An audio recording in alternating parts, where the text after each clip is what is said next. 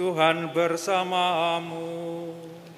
Dan bersama rohmu. Inilah Injil suci menurut Lukas. Dimuliakanlah Tuhan. Pada suatu hari Sabat, Yesus datang ke rumah salah seorang pemimpin dari orang-orang Farisi untuk makan di situ. Semua yang hadir mengamat-amati dia dengan seksama. Melihat tamu-tamu berusaha menduduki tempat-tempat kehormatan, Yesus selalu mengatakan perumpamaan ini. Kalau engkau diundang ke pesta perkawinan, janganlah duduk di tempat kehormatan, sebab mungkin orang itu telah mengundang seorang yang lebih terhormat daripada engkau, supaya orang itu yang mengundang engkau dan dia jangan datang dan berkata kepadamu, berikanlah tempat itu kepada orang ini. Lalu dengan malu engkau harus pergi pindah ke tempat yang paling rendah.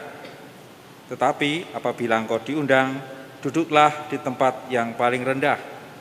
Mungkin tuan rumah akan datang dan berkata kepadamu, sahabat, silahkan duduk di tempat yang lebih terhormat. Dengan demikian engkau akan menerima hormat di depan mata semua orang yang makan bersamamu.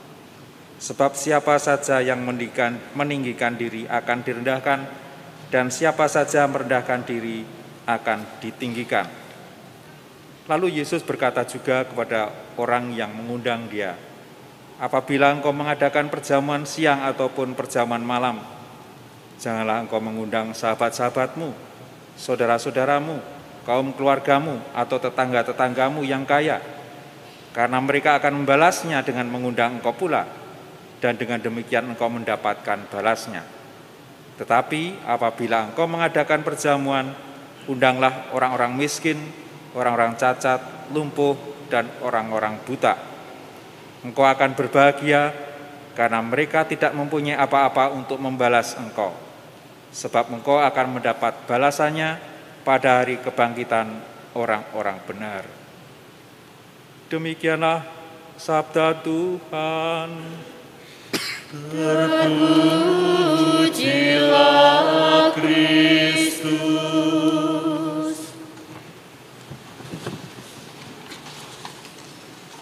Bapak, Ibu, saudara-saudariku yang terkasih, kiranya kita semua sudah tahu bahwa visi misi Yesus telah disampaikan oleh Yesus pada awal kemunculannya di hadapan umum, yaitu ketika dia berkhotbah di sinagoga Nazaret.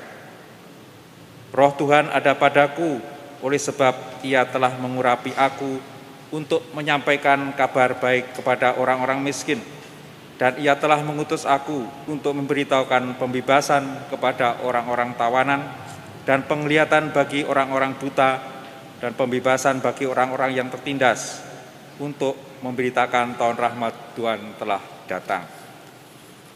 Pesan Injil hari ini mesti kita lihat dalam konteks hidup Yesus yang selalu mengutamakan dua hal ini, yaitu pertama mencari dan yang kedua menyelamatkan yang hilang. Prioritas kerasulan Yesus tidak bisa lepas dari visi hidupnya yang dapat dirangkum dalam ungkapan pendek ini.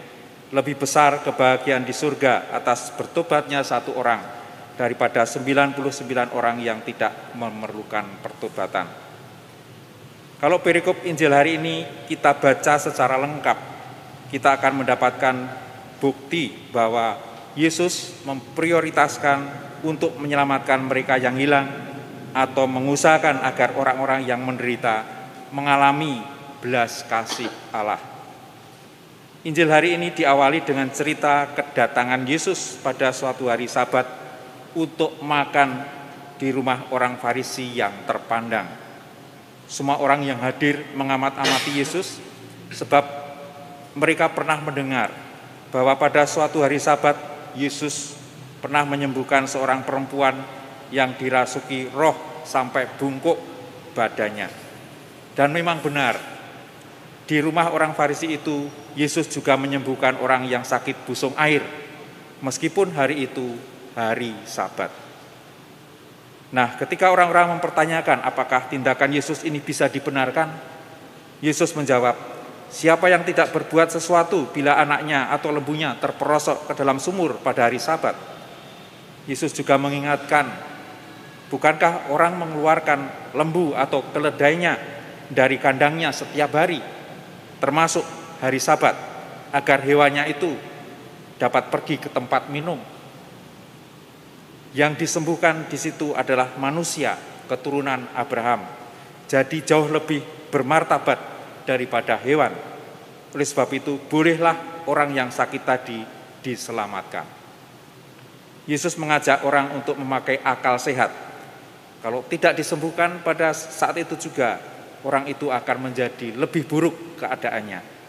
Bagi Yesus, keturunan Abraham itu pantas ikut merasakan berkat Sang Pencipta dengan kesembuhannya. Saudara-saudari yang terkasih, cerita tentang peristiwa penyembuhan pada hari Sabat di rumah seorang Farisi itu kemudian dikembangkan lebih lanjut dengan ajakan agar orang menaruh diri di tempat yang rendah dan seruan untuk tidak melupakan orang-orang yang biasanya tidak bisa ikut dalam kegembiraan sebuah pesta. Perumpamaan mengenai orang yang menduduki tempat terhormat kemudian diminta pindah ke belakang, dan orang yang duduk di belakang tetapi dipersilahkan maju, menunjukkan bahwa ada keinginan orang untuk dianggap sebagai orang yang terpandang.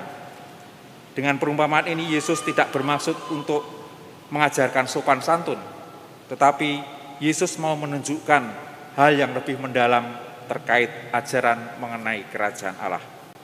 Orang yang mendengarkan perumpamaan ini, terutama para murid, diajak untuk berpikir.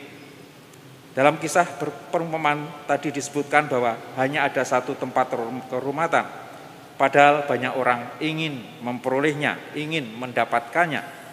Maka perumpamaan ini tidak bermaksud mengajarkan sikap rendah hati agar orang tidak mengingini tempat itu, tetapi justru perumpamaan ini mesti dilihat sebagai imbauan agar para murid berusaha menyediakan tempat terhormat sebanyak-banyaknya, sehingga makin banyak orang bisa dibawa ke tempat yang terhormat itu.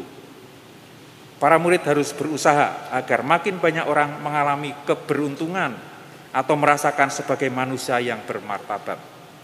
Seperti orang sakit busung air tadi yang disembuhkan Yesus, itu juga mengalami kerahiman Allah, dan dengan demikian martabatnya sebagai manusia dipulihkan.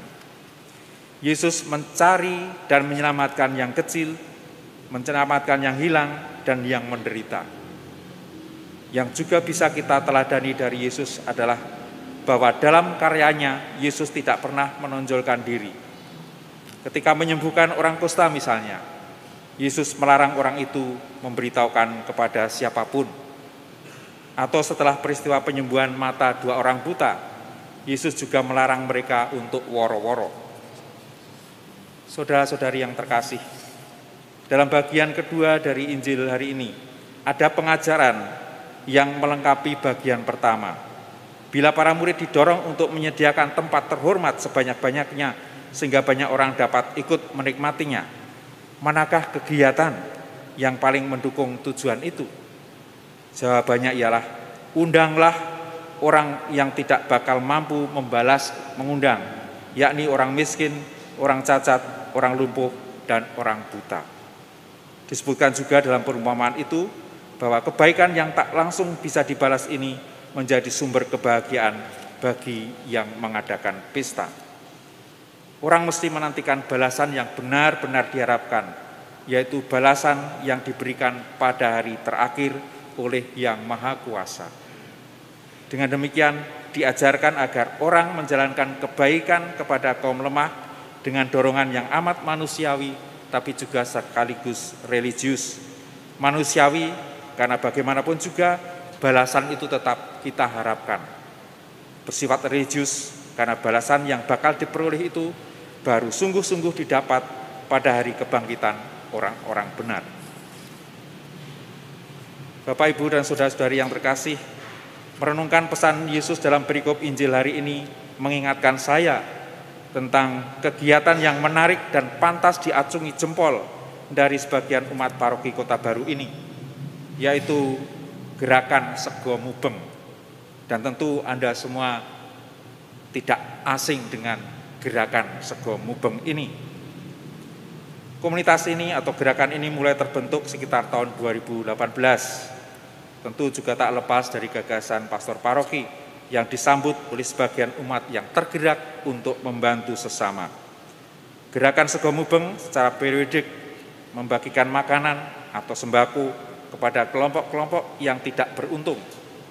Yang menjadi sasaran gerakan ini antara lain tukang sapu jalanan, gelandangan, tukang becak, penjual keliling, tukang sampah, pemulung, dan mereka yang tergolong kurang berpenghasilan.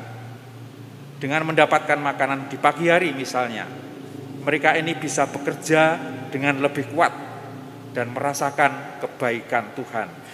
Dengan makan yang cukup, mereka tidak rentan terhadap penyakit. Dan oleh sebab itu, mereka merasakan martabatnya sebagai manusia. Mereka merasa dihormati. Dan terlebih, cara membagi makanan kepada mereka tidak sekedar nyoh ini makan, enggak. Tetapi dibarengi dengan sapaan yang ramah, dialog. Sehingga mereka merasa diwongke, dihormati, disapa sebagai manusia. Menarik juga bahwa yang terlibat dalam gerakan ini ada macam-macam orang.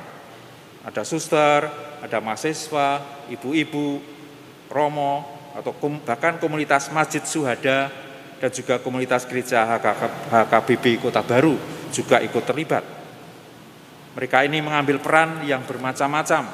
Ada yang memasak, ada yang menyiapkan makanan, ada yang membagi makanan, ada kelompok para donatur, juga ada yang menyediakan mobil, ada yang menyediakan diri sebagai sopir, dan sebagainya.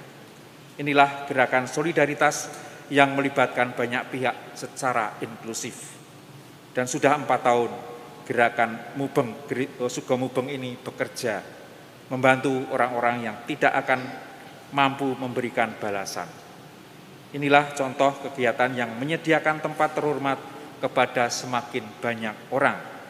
Dan sejauh saya mendengar pengakuan mereka yang terlibat dalam gerakan ini, mereka merasa bahagia bisa membantu sesama yang miskin, yang lemah, yang sering tidak diperhitungkan. Saudara-saudari yang terkasih, Yesus berkarya dengan memprioritaskan penyelamatan mereka yang lemah, yang tersesat, dan dengan demikian menunjukkan kerahiman Allah bagi yang tersingkir. Mewartakan kerajaan Allah berarti memungkinkan Allah semakin dirasakan kehadirannya dengan kegiatan yang membuat semakin banyak orang memperoleh martabatnya sebagai manusia.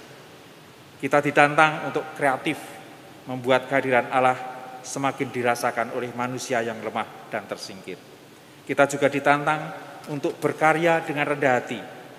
Kita menyadari diri sebagai alat semata di tangan Tuhan. Maka kita ingat ungkapan dari bacaan pertama, makin besar engkau, patutlah makin kau rendahkan dirimu, supaya engkau mendapatkan karunia di hadapan Tuhan. Marilah dengan rendah hati kita datang kepada Yesus untuk diajari berkarya demi kerajaan Allah tanpa memegahkan diri. Amin.